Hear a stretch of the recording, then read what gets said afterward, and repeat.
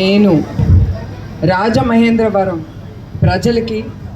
ప్రజల కంటే కూడా నా కుటుంబ సభ్యులకి, ఎందుకంటే ఆ 53 రోజులు మరవలేని విషయం. వాళ్ళు నన్ను ఒక తోబుట్టులాగా నన్ను కానీ నా కుటుంబాన్ని కానీ చాలా ధైర్యం ఇచ్చి మమ్మల్ని ముందుకు తీసుకెళ్లారు రాజమహేంద్రవరం ప్రజలకి. అట్లానే కాకుండా ఇక్కడికి మేము అడుగు పెట్టినెమ్మటే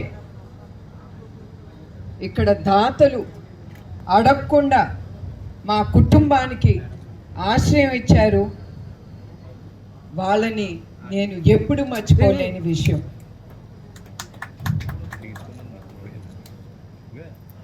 ఇక్కడ ఎంత బాధలో ఉన్నా కూడా ప్రజలు వాళ్ళని చూసి నాకు ధైర్యం వచ్చి, మేము కానీ మా కుటుంబ సభ్యులు కానీ, ఎందుకంటే ఆ సమయంలో నేను నా కోడలే ఉన్నాం ఇక్కడ. అట్లాంటి సమయంలో ఆ దాతలు ప్రజలు మళ్ళీ చెప్తున్నాను, ఎంత చెప్పినా నా మనసుకి తృప్తి ఉండదు. ప్రతి ఒక్కరికి పేరున నా హృదయపూర్వక నమస్కారాలు, అందరికీ పాదాభివందనాలు. నేను ఎప్పుడు మిమ్మల్ని మర్చిపోలేను గనక నేను ఎమ్మటే బ్లడ్ బ్యాంక్ ఇక్కడ ప్రారంభించి నా రుణం దాని ద్వారా ప్రజలకి సేవా కార్యక్రమం చేయాలని నిశ్చయించుకున్నాను. ఇప్పుడు ఈ కార్యక్రమానికి వస్తే, బ్లడ్ బ్యాంక్ ప్రారంభించాలనుకున్నప్పుడు GSR foundation managing trustee doctor Raviram గారిని ఆయన ముందుకొచ్చి ఆయన దాతగా మాతో నుంచుని ఆయన వలన మేము ఇక్కడ బ్లడ్ బ్యాంక్ ప్రారంభించాము. ఇప్పుడు బ్లడ్ బ్యాంక్కి వస్తే, ఇప్పటి వరకు 3 బ్లడ్ బ్యాంక్ మేము ఓపెన్ చేశాము. ఒకటి హైదరాబాద్, విశాఖపట్నం, తిరుపతిలో.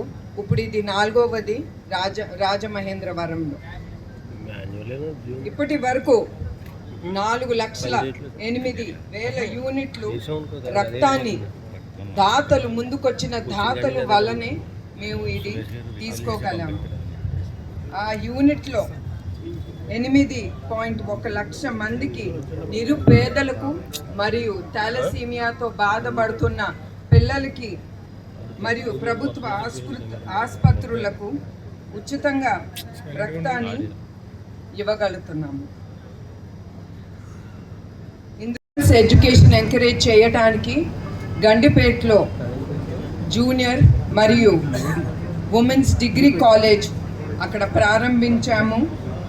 అక్కడ 1,246 మంది విద్యార్థులకు విద్యను అందిస్తున్నాము.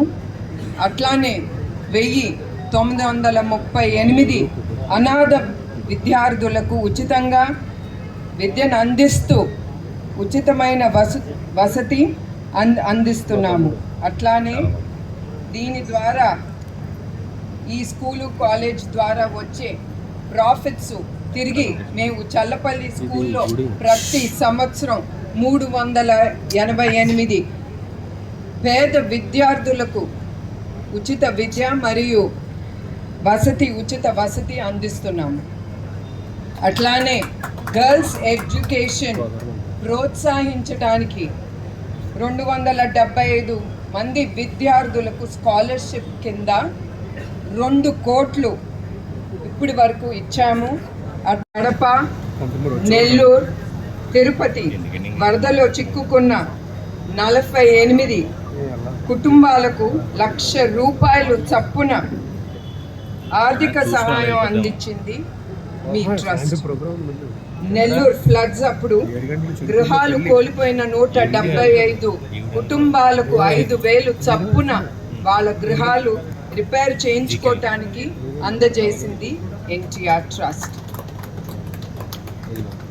గోదావరి ఫ్లడ్స్లో చిక్కుకున్న 10,000 కుటుంబాలకు ఆహారం, పాలు, బ్రెడ్ మరియు మందులు కూడా అందించగలిగింది మీ ట్రస్ట్ కోసం. అట్లానే ఇందులో సహకరించిన దాతలకి, శ్రేయోభిలాషులకి, మా ఎన్టీఆర్ ట్రస్ట్ సిబ్బందికి, వాలంటీర్స్కి, మీడియాకి, మద్దతుదారులకు నా హృదయపూర్వక నమస్కారాలు, ధన్యవాదాలు. నమస్కారం. నేను మాత్రం ఎప్పుడు మర్చిపోనండి రాజమండ్రి గురించి. ఎప్పుడు ఏదైనా రాజమండ్రి విషయం వస్తే ఆ 53 రోజులైనా కూడా నిజం గెలవాలి అనేది ఆ కార్యక్రమం గురించి మాటలు వస్తే తప్పకుండా నాకు జ్ఞాపకం వచ్చేది రాజమండ్రి. ఎందుకంటే ఏదైనా నేను ఇక్కడి నుంచే ప్రారంభించాను. నన్ను ఆ ధైర్యం ఇచ్చి, ఎందుకంటే నాకు ఎప్పుడు రాజకీయాలు అలవాటు లేదు, ప్రజల్లోకి వెళ్ళి సంభాషణ ఇచ్చింది లేదు. ఏదో నా పని, నా ఆఫీస్లో మీటింగ్స్, బోర్డ్ మీటింగ్స్ అంతవరకు. అట్లా నన్ను ముందుకు వెళ్ళగానంటే అది మన తెలుగు ఆంధ్రప్రదేశ్ ప్రజలు, మా తెలుగుదేశం కార్యకర్తలు. తప్పకుండా ఎప్పుడు రాజమండ్రిని నేను ఎప్పుడు మర్చిపోలేను. వచ్చినమ్మటే నన్ను చూసుకున్న దాతల్ని గురించి ముందర అడుగుతాను, వాళ్ళందరూ ఎట్లా ఉన్నారు. నేను ఎప్పుడు నా జీవితంలో మా కుటుంబం కూడా చివరి వరకు. మేడం, గిరిజన ప్రాంతాల్లో కూడా వైద్యం ఇంకా పూర్తి స్థాయిలో అందట్లేదు. మొబైల్ క్లినిక్ లాంటివి ఏమన్నా ట్రస్ట్ ద్వారా ఏర్పాటు చేస్తారు? అదేనండి, ఇప్పుడు ఎన్టీఆర్ ట్రస్ట్ ద్వారా ఆరోగ్య రథం అనేది ప్రారంభించాము. అది ఇప్పుడు సాలూర్ అట్లాంటి ట్రైబల్ ఏరియాస్లో మేము అది తీసుకెళ్తున్నాం. ఎందుకంటే మీకు అందరికీ తెలుసు, ఆ ట్రైబల్ ఏరియాస్ కానీ కొన్ని చోట్లలో గిరిజన సెంటర్లో ఆ వైద్య సదుపాయాలు దొరకవు, డాక్టర్లు గారు ఉండరు. ఈ బస్సు మేము ఒక సిస్టమ్ అనేది మేము పెట్టాము. రోజు ఆ బస్సు ఎక్కడికి వెళ్తుంది, ఆ ట్రైబల్ ఏరియాకి ఎంతమందికి వాళ్ళు వైద్యులు అందించారు, ఎంత గిరిజన ప్రాంతంలో ఎంత ఉచిత మందులు కూడా ఇచ్చారు ఆ ప్రజలకు అనేది మేము మానిటర్ చేస్తాం హెడ్ ఆఫీస్ నుంచి. అంత సిస్టమ్స్ అనేది